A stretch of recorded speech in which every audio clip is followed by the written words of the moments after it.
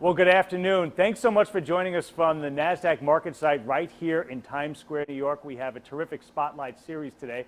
We have a company, BlueVoyant, and it's part of cyber event that we're hosting here at Nasdaq. We're going to talk a little bit more about that. We're thrilled to welcome Jim Penrose, Chief Operating Officer of BlueVoyant, and Dave Harvillis, Vice Chair of BlueVoyant. Gentlemen, welcome. Thank you. Thanks. Well, guys, I always like to start there. What can you tell us about your company? Yeah, our firm's about 2 years old, and we're focused on cybersecurity. We have our founder, Jim Rosenthal, former Chief Operating Officer of Morgan Stanley. And when he was there, he realized that the financial services industry was actually really being underserved by the cybersecurity sector, and that we needed to provide a lot more capability with the kind of skills and technology that were available to the biggest firms in the industry. So what BlueVoyant set out to do was to create those capabilities and make it possible for people to use the same high-level skills of experts that used to work at the FBI and the NSA and the big data that you would need to do the right kind of threat intelligence to actually protect all the firms farther down in the marketplace and to create as much value as possible for them so that they didn't have to worry about their day-to-day operations. Now, and we're going to get to that in a minute too, Dave, because one question I wanted to ask is what brings you to New York? There's an event to actually make some awareness or elevate some awareness about these kinds of threats. What can you tell us? That's right, Rob. We're here in New York because tonight here at Nasdaq, we have an amazing event that we're co-hosting with our partner firm Team 8 from Israel. And Team 8 and BlueVoyant have a very deep-rooted, strong relationship that brings together thought leaders in the space to think about future threats globally in cybersecurity. And so tonight we have an amazing event with a lot of senior corporate executives and experts in the field that we can pull together in one room. And that's really the unique proposition that we can do here at Nasdaq and with our partner Team 8.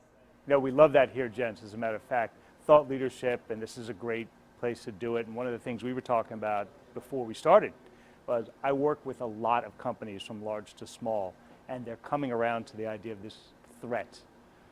And as you were mentioning, it just, Jim, it means that they're moving down market, if you will. What can you tell us about that, or what are your thoughts? If you're running a public company or a private one, what do you need to think about? Yeah, well, there's a number of things that just continue to show up throughout history. And I think back to the early 2000s when I go to cybersecurity conferences, and social engineering was the way every attack started.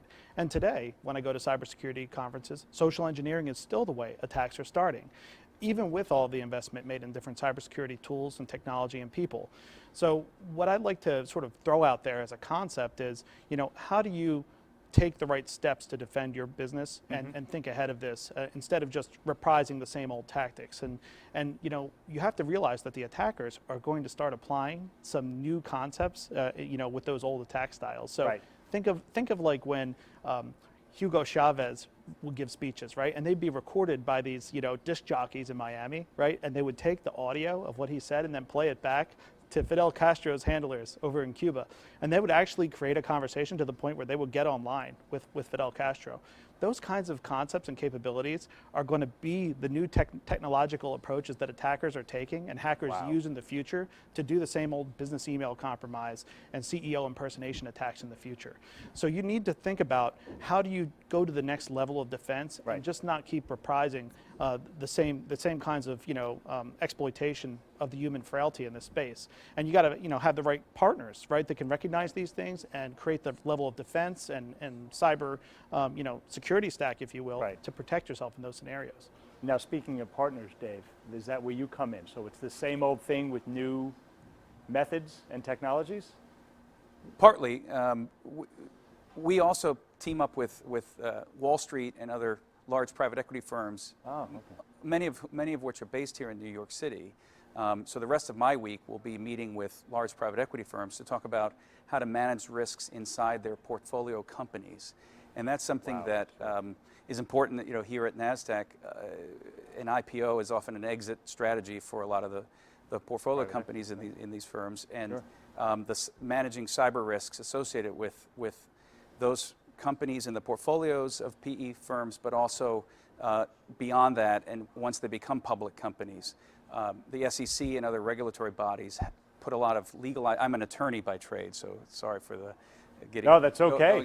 Going native on the legal side, but there are a lot of 33 and 34 Act, regulatory issues that come out in cybersecurity risks with public companies.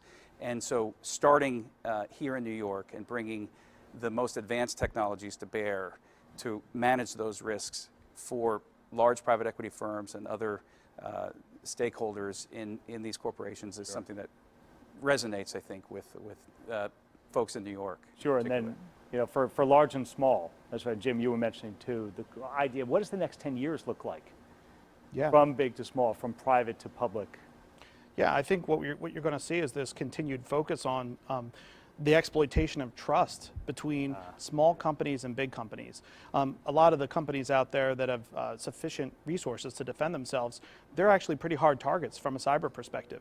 And the attackers realize this. And because of the fact that they've got multiple rings of defense, the easiest way to breach those defenses is actually to find a trusted partner that the company depends on to do business.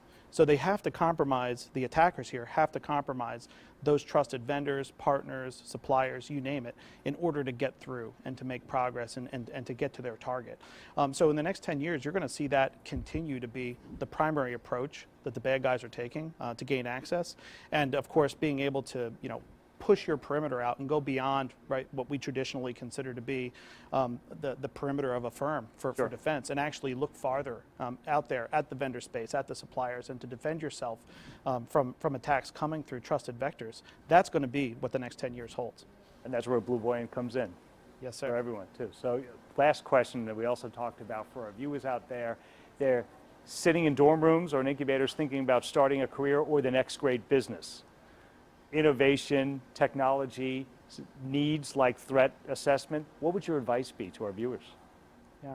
Jim, you want to go first? Yeah, I'll go first. So I would say, seize the day. This is an incredible set of opportunities out here. There is so many different areas where innovation, the American entrepreneurial spirit is needed to lead the way in terms of combating these threats.